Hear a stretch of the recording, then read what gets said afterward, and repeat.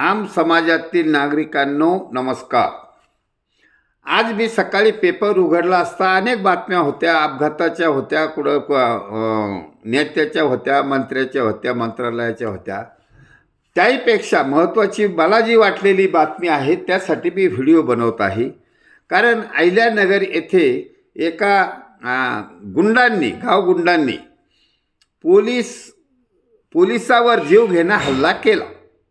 आता पोलिसावर जीव घेणा हल्ला करणारे जे गावगुंड असतात, असे गावगुंड बहुतेक एखाद्या नेत्याच्या कार्यकुत्रे नावाच्या टोळीतले असतात.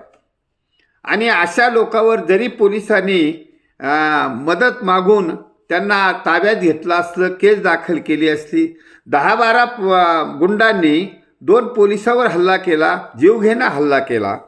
आता जर पोलिसावर हल्ला होत असेल तर आम समाजातील नागरिकांना, मला सुरक्षिततेची जाणीव होईल का? नाही होणार. मग हे गुंडे पोलिसापेक्षाही भारी आहेत.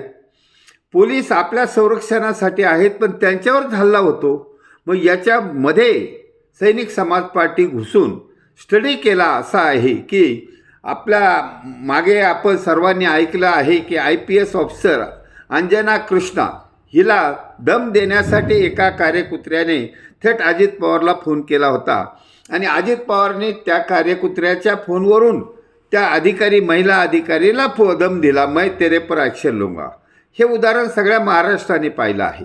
ते एकमेव उदाहरण नाही, प्रत्येक ठिकाणी आहे. कारण पोलीस बळापेक्षा हे कार्यकुत्र्यांच्या टोळीचं बळ जास्त आहे. आणि ते आर सपोर्टेड बाय पॉलिटिशियन. राजकारणातील आमदार, खासदार, मंत्री असतील, यांचे हे टोळ्या आहेतच, कार्यकुत्र्यांच्या टोळ्याच आहेत. आणि त्याच्यानुसार पोलिसांना अंडर प्रेशर राहावं लागतं. योग्य कायदेशीर मार्गाने काम करता येत नाही. त्यामुळे हे जे सरकारमध्ये असतील, हे टोळ्या पाळणारे असतील, यांना सत्तेतून हद्दपार करावं लागेल. आणि त्यासाठी आम समाजाची जरूरत आहे. म्हणून सैनिक समाज पार्टीने प्रथमतः आम समाजातील नागरिकांना आवाहन केलं आहे की आपण एकत्र आल्याशिवाय हा आपला समाज सुरक्षित राहणार नाही. कारण आपण पोलिसाकडून सुरक्षित राहू शकतो, पण पोलीसच सुरक्षित नाहीत. या कार्यकुत्रे नावाच्या टोळीच्या लोकांकडून पोलिसांना जर मार खावा लागत असेल तर पोलीस तरी काय करतील? मग पोलिसांचे हात बांधले जातात, अधिकाऱ्यांचे हात बांधले जातात. आणि यांना या राजकीय लोकांनी ताब्यात ठेवलेलं आहे. त्यामुळे त्यांना कायदेशीर मार्गाने काम करता येत नाही, समाज हिताचं काम करता येत नाही. त्यामुळे हे गुन्हेगार असेच कृत्य करीत राहणार, समाजाविरुद्ध कृत्य करीत राहणार, गोरगरिबावर अन्याय करत राहणार. त्यामुळे यांचा बंदोबस्त करायचा असेल तर फक्त सैनिक समाज पार्टीची विचारधारा आहे, सैनिक समाज पार्टीची आयडिओलॉजी आहे. सैनिक समाज party ideology is based on statement of Babasaheb Ambedkar. कोणती? शिका, संघटित व्हा आणि संघर्ष करा. त्यामुळे आपण शिकलेलो आहोतच. या पिढीतली जनता शिकलेलीच आहे, परंतु संघटित नाही. संघटित होणं गरजेचं आहे. संघटित होणं म्हणजे एखाद्या राजकीय पक्षात जाणं नव्हे.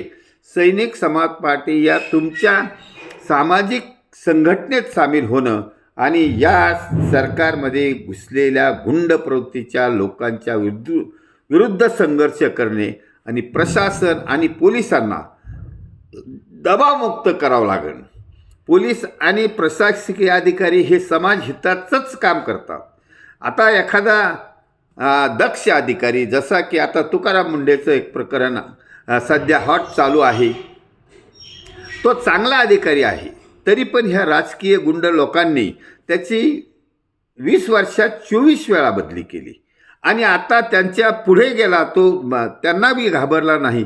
तर एका करप्टेड आमदाराने थेट विधानसभेत प्रश्न उपस्थित केला. म्हणून आम्ही सैनिक समाज पार्टीतर्फे त्या आमदारालाच चॅलेंज केलं की तू आमदार झाल्याच्या आधी काय प्रॉपर्टी होती आणि नंतर कशी आली, किती खाल्ले, याचा खुलासा समाजापुढे करावा. या प्रकारे सैनिक समाज पार्टी जागृती करत राहणार. पीडित अधिकाऱ्यांना, पीडित पोलिसांना आणि पीडित समाजाला सैनिक समाज पार्टी मोराल सपोर्ट देत राहणार. बौद्धिक आंदोलन सुरू केलेलं आहे.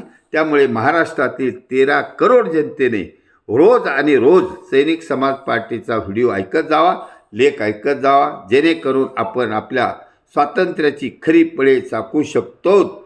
धन्यवाद. भारत वर्ष की जय. छत्रपती शिवाजी महाराज की जय. सैनिक समाज पार्टीचा विजय असो.